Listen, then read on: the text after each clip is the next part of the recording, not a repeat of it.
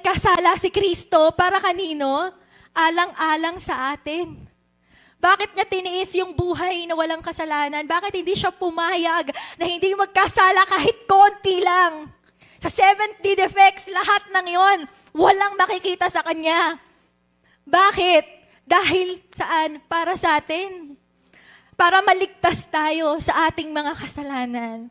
Siya yung umako, yung dugo niya, kailangan may banal na dugo na dadanak. Kailangan dugo na walang kapintasan. Kaya alam niyo kung bakit hindi natin kayang iligtas yung sarili natin? Kasi makasalanan tayo eh. Yung dugo natin marumi. Kahit gusto nating iligtas yung anak natin, gusto nating iligtas yung mga mahal natin sa buhay, hindi natin maliligtas, marumi tayo. Pero si Jesus na may malinis na dugo, dugo na walang kasalanan, inako niya yung lahat para saan? Para maligtas tayo.